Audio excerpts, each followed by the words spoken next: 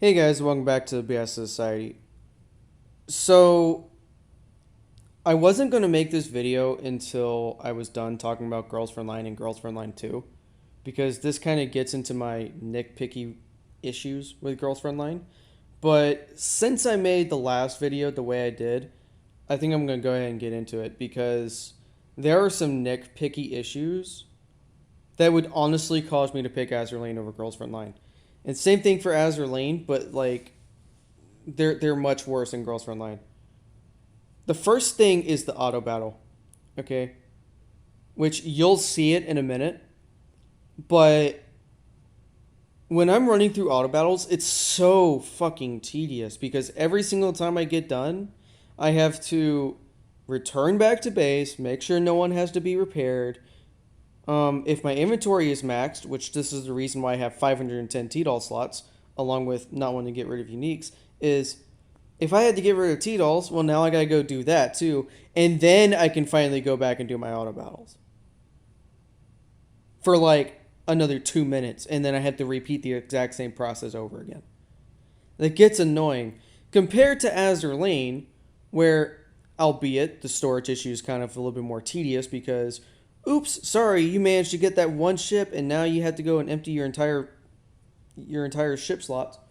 But at the very least, when you get done doing an auto battle, you can just press one button and you can continue. Same thing with Arknights, same thing with actually no, Epic 7 is the best because you don't even have to press the button. All you gotta do is let your units run through 15 to 20 times. And then after that, then you have to press a button. What I would suggest Girls Frontline do is add a feature to where your units can be quick repaired. And then right after they get quick repaired, they immediately basically redo the exact same setup you just did. Right? They do this already in combat simulations where when you do the first simulation, you have to set up your run. And then after that, they just automatically redo it, which means all you got to do is press two buttons. Right? Press it to where you can kind of see your rewards and then press it again to start it up. Right?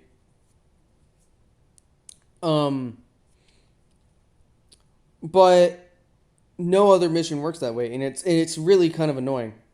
Okay. Um, the second issue has to do with night battles. Okay. Um, I don't know who thought this was a fucking good idea for a game that's about guns, but why the hell is it handguns that are the only ones that can see at night? Okay. You do realize that there's something called night vision scopes, and I'm pretty sure T-Dolls could use them too, that helps you see at night. And I'm sure T-Dolls can be equipped with like a night vision module that would allow them to see at night. Not only that, but okay. Um Not only that, but you have this stuff called night battle equipment that what it currently does in the game is basically just gets rid of a lot of the accuracy decrease that you get from night battles. But I think they should add a thing that basically gives it like an extra node of vision depending on the rarity. So that way you can kind of see more at night without needing to have a fucking handgun. When it comes to a game with guns, it just baffles me a little bit, but hey, it is what it is. And see, the thing is being able to do that would then force you to have to kind of sacrifice your slots. Because then you can kind of do it based on an average, which means if one T-Doll didn't have night battle equipment, then you wouldn't be able to see it all.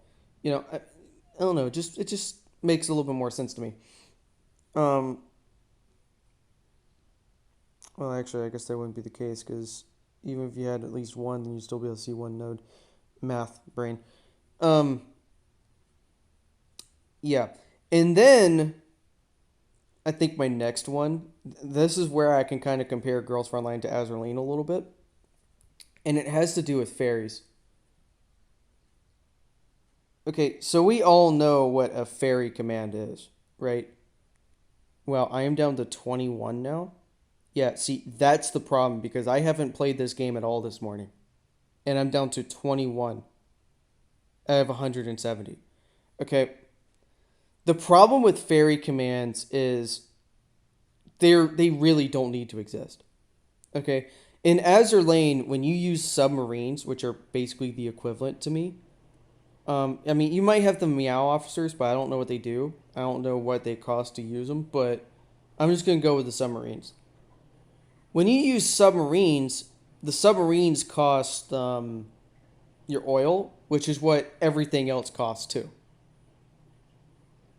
So they don't cost an extra resource that was made just because. Okay? Look, I got all of this fucking manpower. My manpower is almost capped again.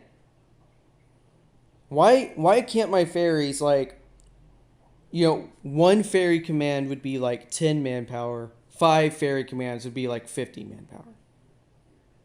Like wouldn't that make more sense instead of just making another resource? And while we're on top of that about making other resources, I mean, this makes sense in lore, but why the fuck do Sangvis units use separate items? Okay, when you get Sangvis T-Dolls, you have to get their own skill materials.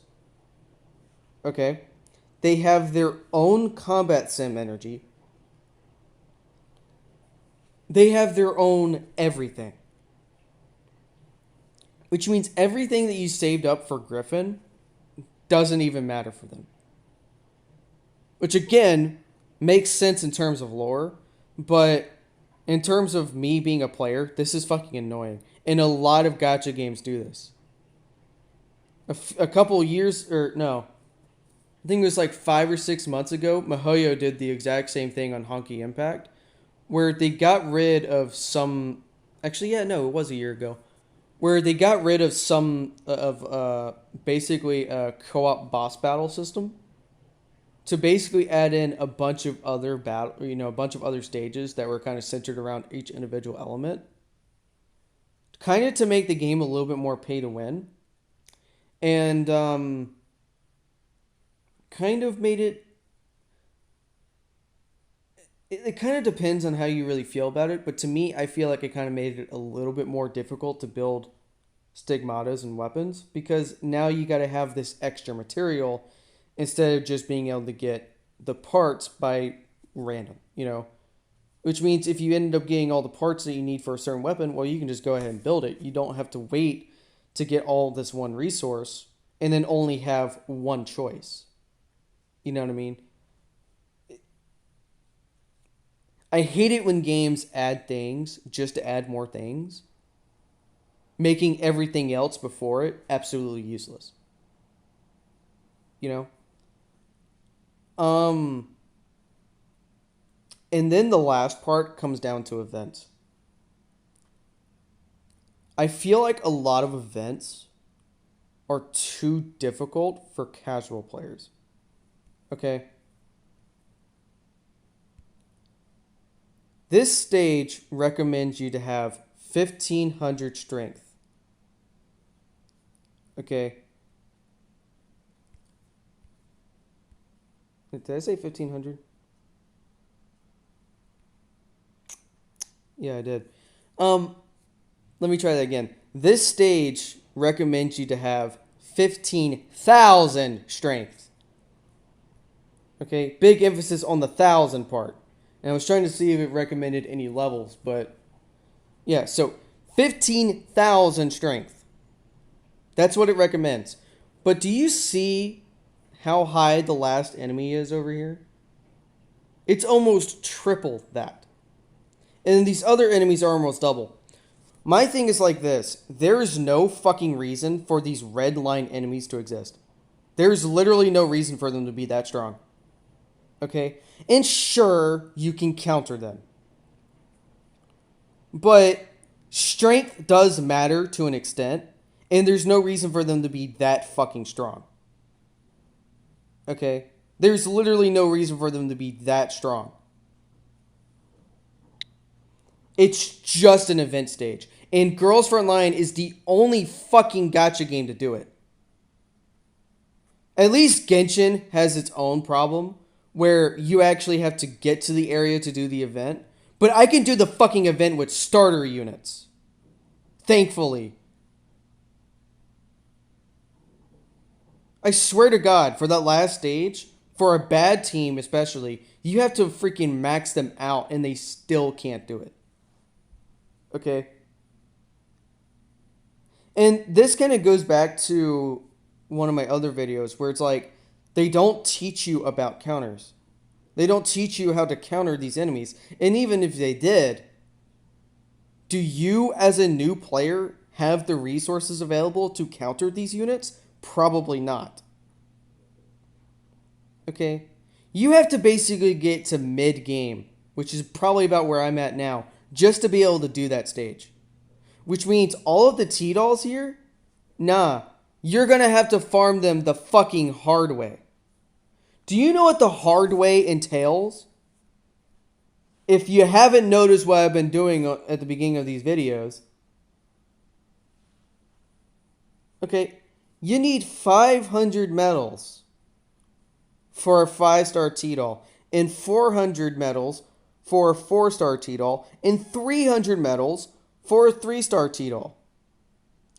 Why the fuck are they so fucking expensive? And this goes back to the fucking skin gacha. There's literally no reason for this. Like, to be honest, 50 medals for a 3-star, because I know you're not going to put 2 stars on here.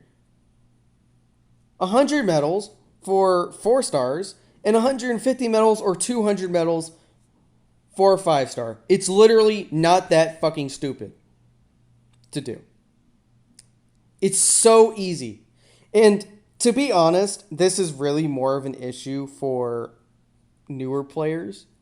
Okay, because this event, I had to farm for like 7 T-Dolls. 7. Imagine if I had to farm every single one of them the hard way. I wouldn't be getting done with this event. Okay, especially considering the fact that new players also only have so many echelons they can use that they can't keep logistics open all the fucking time. And then if the stages are so difficult that their units are just getting swamped, it's no wonder people are quitting your game. This is absolute bullshit. And there's literally no reason for it. I think the event system alone is enough to make me quit this game. Not counting the skin gacha, not counting the gems. And then you got the fairy command, which basically just makes me have to wait on the game anyways, because fairy commands take so fucking long to recharge. And I haven't even got into the fucking time gates and shit yet. Okay. Fairies cost too fucking much. Oh my god. No. Do you know how many fairies you need to get a fairy to a 5-star? If you don't get duplicates, you're looking at about 300 fairies. Unless, of course, I did my math wrong. 300 fairies. And if you get their duplicates, you're looking at about 30 fucking duplicates. Do you know how many resources an attempt on getting a fairy costs? 2,000 of every resource. With the exception of a couple fairies. With the exception of a couple fairies. Because there are some fairies that you can use just the basic cost of building anything to get them. But it's only these fairies right here. That's it. Which basically means, after this event is done, I'm probably going to end up putting Girls Frontline on a hiatus just because I'm going to be building fairies. Let's not forget about Sanguis units. Let's not forget about HOC units. And from what I've heard on Reddit, there are a lot of players that do end up putting Girls for Online on hiatus because they simply have to fucking wait. And people aren't going to sit there and wait. How the hell are you going to give me enough resources to play this game consistently, but then not give me enough resources for this crap? What? Okay. And again, there's a reason why the time gate exists. But and this is why I'm so worried about Girls for Online 2, because if Mika continues their bullshit pity systems, Girls for Online 2 ain't gonna make it that far. Pretty much my main hope for Girls for Online 2 kind of comes around with this gacha system right here, because this one kind of works like normal. Again, maybe besides the fact that you don't get a lot of gems at all, so using this shit kind of fucking sucks. But at least you get, what, 1 aid commission per week, and then I think you get like 2 every month from monthly login. So, and you don't really need 100 of them. The strategy I'm currently using right now is to pull for the 2 stars, or not the 2 stars, the 1 stars, because I can guarantee them off of impulses. And then pretty much by the end of the month, that should leave me with basically no 1 stars and just 2 stars and 3 stars for the most part. Which means I would have a much easier time using the commissions that I've gotten over, the past month or so. So that way I can maybe actually get the doll. But besides this gacha, pretty much everything else in terms of gachas on this game fucking sucks. I mean, the equipment gacha fucking... Thankfully, they give you enough equipment gacha tickets, but the rates on that is worse than the T-Dolls. The T-Dolls are at least pretty decent. But again, like even heavy production costs so many resources. I'm going to have to put this game in a hiatus just so that way I can build dolls. I mean... Yeah, so those are my nitpicky issues that would definitely make me quit this game in a heartbeat if I had to. And eventually I am going to get a job. And right now I'm on the road to getting a job right now. For sure. Unless, of course, I say no to it. But considering the fact that I need money, I'm probably going to say yes to it at this point. And considering the type of job that it is, I won't be able to have my phone with me during work at all, which means I won't even be able to farm Epic 7. So which means I won't have time for 5 gacha games. Which means something's going to have to go. Right now, I have Honky and Arknights on the chopping block. If I have to, Girls Frontline will probably be the next. And you've heard a few more reasons in this video on why I would quit Girls Frontline. Not counting the fucking gym issue. Not counting the skin gacha issue. Not counting the rates on the events. I mean, I've said it before, but there's not enough improvements in the game to help newer players catch up. Older players don't have a problem with this. Newer players have a big fucking issue with this. And it's the reason why a lot of people on my friends list have quit. And it really, really sucks because Girls Frontline is a good strategy game. Outside of all these issues. With that being said, I'll talk to you guys later. Peace. Alright, so something that I forgot to mention when I was doing the night battle segment is that the reason why I hate the way that night battles are set up is because you're pretty much forced to use a handgun. Which basically means that every single echelon is forced to only have 4 dolls, essentially. Because the handgun is almost a throwaway because they have so little HP that they're almost one shot. Okay? The way I can kind of picture it is kind of similar to Call of Duty Zombies. In Call of Duty Zombies, you have Quick Revive, Juggernaut, Double Tap, Speed Cola, and Stamina Up. If you're playing multiplayer, you can take out Quick Revive. Okay? But if you're playing solo, those are your 5 main perks. When they made Black Ops 4, they got rid of 4 of them. Because the perks were so fucking necessary that you didn't use anything else. You didn't use Mule Kick. You didn't use Widow's Wine. So with the handgun being such a necessity in night battles, just so that way you can see the nodes around you, you pretty much can't bring anybody else in that 5th slot. And that is a major problem to me, considering the fact every other gacha game I can bring almost fucking anybody, including the worst units, and still beat the majority of the game. Okay, that might have been a little bit of exaggeration thinking about Epic 7, but you get the point. Okay, to me it limits strategy and things that you can do because you're already dealing with the 90% debuff anyways. Anyways, on with the video.